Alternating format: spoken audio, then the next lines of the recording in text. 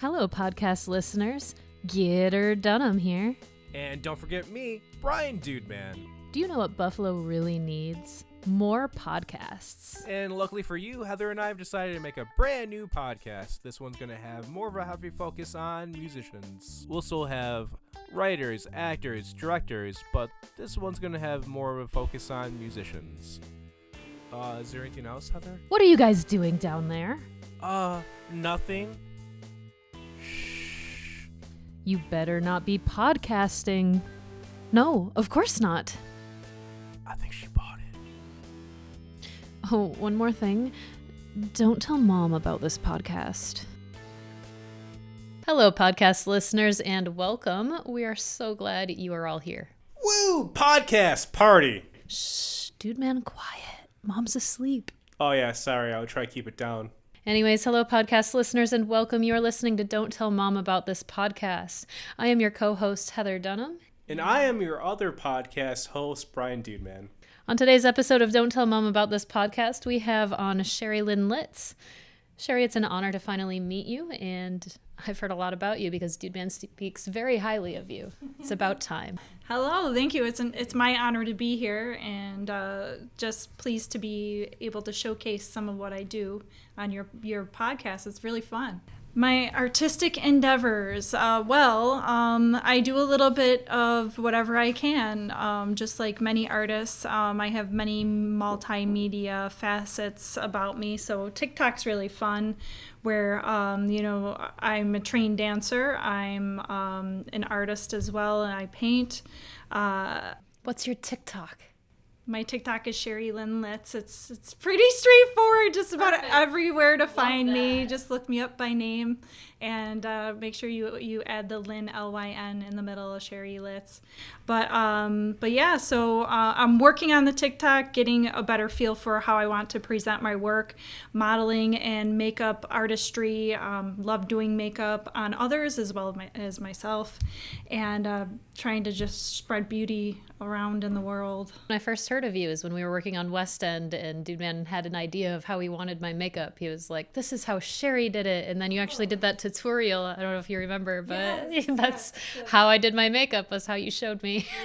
Cool. I'm happy to help in any way, especially when it comes to others expressing their artistic selves too. So. For first-time listeners of this podcast, we have a segment on the show called Fan Mail, and the way it works is you tell us on Facebook, Instagram, etc., what guests we have coming up, and you, the listener, can send us your questions.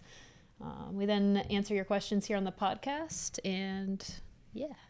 All right, so this first question comes from Brad on Facebook, and he says, so, Sherri, what type of roles usually catch your eye? What are you usually drawn to? Okay, so the roles that are my most favorite are femme fatale roles, strong, independent, smart women roles. All too often I've seen where there are the versions of women that are subservient or overtly sexual. And so I can appreciate when someone makes a more well-rounded female character, and those are the ones I'm more drawn to. Well, going off that, the next question comes from Alex on Facebook, and he writes, what kind of roles are you usually cast in? For example, I'm usually casted in power roles. Nice. So I'd have to say similar, because you attract what you're looking for, what you give out, and at some point in your career as an actor, you get to more handpick the roles that you're a part of once you get a little bit more established. So the roles I tend to choose are more like leadership type roles, mostly like police, detective. Those types of roles seem to really come naturally to me without much effort. But then there's also the fantasy realm of acting, and I love that portion. Fantasy, sci-fi. I always said my pinnacle with acting would be to be a regular character on like a sci-fi or a fantasy show that's like on TV or streaming or whatever. that would be all I would want. Like, I don't have to go to Hollywood. I don't have to like be all like A-lister. I'd be so happy with just like being part of a series that is memorable, sort of like Star Wars and like Star Trek. Those sort of roles and characters would be my pinnacle. That's what I would go for. Do you still have to audition for roles, or do most people nowadays just reach out to you like, hey, Sherri, I'm working on this role. Do you want to work together? Oh, well, it's a mix between the two depending on the production. Usually if I've worked on a production already, they'll just reach out. But there are ones that I have worked for in the past, but they have other people come in investing in the movie. So they have you come for the audition to make sure that the investors see your skill set. And for whatever reason they have about the production, they will have you come back in and audition if they feel like, and they would do that for everybody. Everyone has to audition. So do I like auditioning? Not really, but it's what comes with it. It's like going on a job interview. You know, you want the job, you want to do a nice job interview. So it's a similar sort of pressure. But I do my best, and if I get the role, I get the role. If not, then there's a reason why they went with someone else. So as a hairdresser, actor, wife, superhero, you do it all. My question for you is, how do you have time for it all? How do you manage the work-life balance? The best I can. I think the best anyone can. There are some things that need to be balanced, but we don't have children, so that does free me up a little bit more than someone else in their life, and so that helps. My husband supports me 100% in what I do, and completely backs. He's not possessive or jealous of what I'm doing. If anything, I brought him into projects and he's like, oh, okay, fine, you know, I'll do it because this person's our friend or whatever. And he's actually a really excellent actor and he knocks it out of the park, but he's not pursuing anything or anything like that. It's just whatever comes his way. But I have his support. I have my family's support. It takes a village kind of scenario. So yeah. Just one day at a time and hours at a time, you know, basically. So, Sherri, you're like a Buffalo legend. Like, everyone has worked with you, or at least they've heard of you. One thing that I love about working with you is that, like, you treat everyone the same level, like cast, crew. Like, you never think below anybody. And you always just, like, bring so much joy to set. Like... just because you have so much energy, which I love. So my question is, how do you stay so humble and down to earth? I think part of it is how I was raised. My grandmother told me it doesn't matter how beautiful you are. If you're mean to people, that makes you ugly. So that's something I still feel, you know, about life in general, and just being kind to others. You never know what may happen in the future. We only have so much time here on Earth, so just to make the most and best memories with people as possible, because that's what, to me, the meaning of life is to just bring joy to others as much as possible, and enjoy your life as much as possible, because it's limited. We don't have forever. So this is going to be the last question. What initially got you interested in acting, and do you remember your first role? I sure do. I took acting as credits in college, so that's what got me started. My friends who knew that about me told me that actually, they were talking about a movie that was being filmed locally, and my friend was going to be doing the special effects makeup for it. He was over my house, and my sister was the one that said, you should have Sherri audition, because he said there's going to be auditions coming up. So he's like, yeah, I should. Like, you know, he wished he would have thought of that himself, kind of thing. So then I auditioned, and I got one of the lead roles, and it's called The Pig Man, and it's 2008. How relatable. Yeah. My first film was also Pig Man. Why are we the same? The second It's a Holland Road Massacre by Emir Sklonia. Yeah. That is going to include fan mail. Guys, remember, if you want your questions asked on this podcast, just send them into our Facebook or our Instagram. The guest of the week will answer them. We're going to take a quick commercial break. Thank you, Blue Lagoon Studios, for letting us hear a podcast here, and we'll be back with Sherri. And we're back. So every time we have an actor on this podcast, we'll have them perform. Since Sherri is since Sherri is an actor, a model, a cosplayer, we had asked her previously if she wouldn't mind dressing up as Maleficent for this next segment. I thought, because actors like to work with actors and I don't want to make Sherri feel left out, I'm like, hey, Heather, Sherri's going to cosplay. Would you mind? So we have Sherri playing Maleficent and Heather playing Elsa from Frozen. So without further ado, here is Don't Tell Mom About This segment. This one is called The Kiss Above Dawn, written by Brian Dudeman. Okay. The cracks begin to show from dawn. That's the tagline.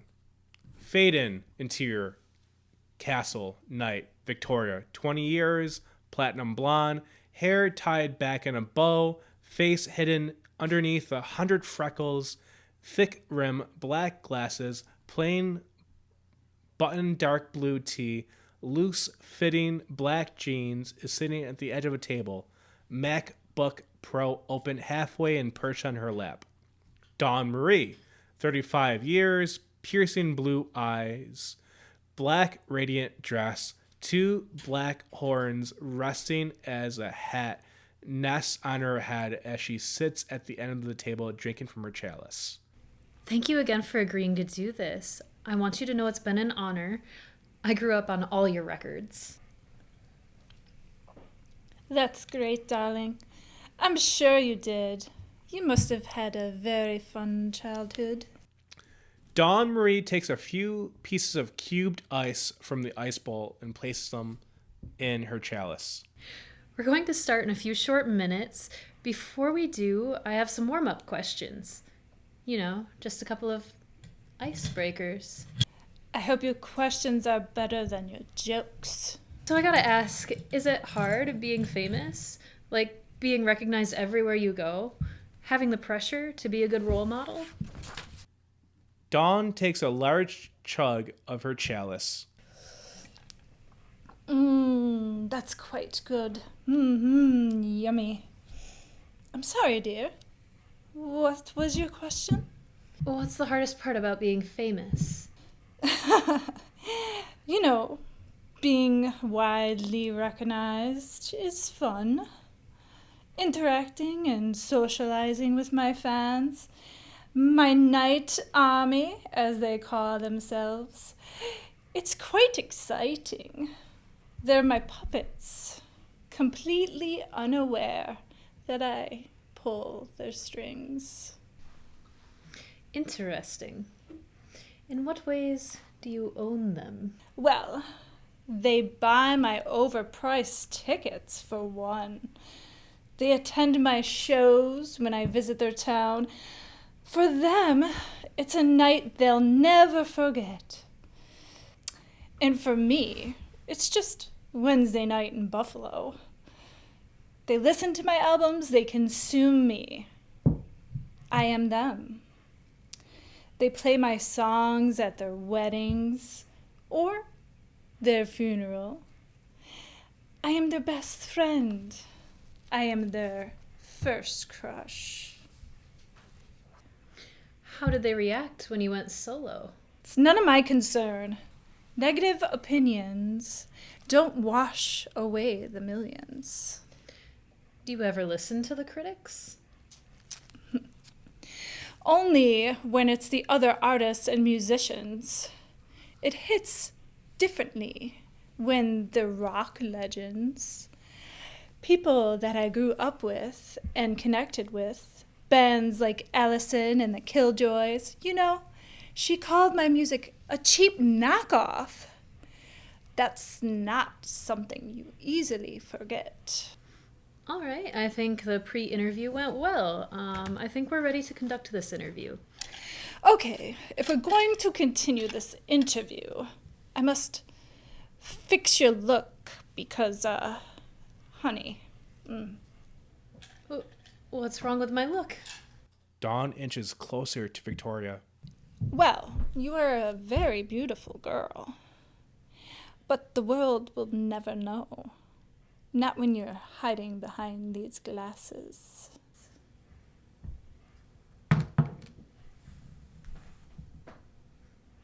Well, now I can't see. Shh. Secondly, the ponytail. You have such luscious locks. Let that baby breathe, honey. Throw caution to the wind. And let it go.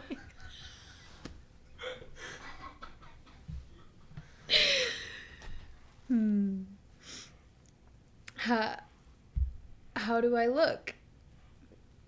Shh, I'm not finished yet. Victoria, do you ever feel invisible? Only like all of the time. Mm-hmm. Do you wish people didn't take you for granted? More than anything in the world. Listen, I can give you all of it. I can give you the wealth, weapons, women. All you have to do is plead your allegiance to me. What are you talking about? I'm tired of losing friends and family. I need a companion. I want you to join me. What are you? Who in the world are you? Dawn reveals her teeth. Isn't it obvious? I am a vampire, sweetheart. Now join me. We can raise hell together. We can give the girls something to talk about. What do you say? I'll try anything once. What the hell? Dawn bites Victoria's neck.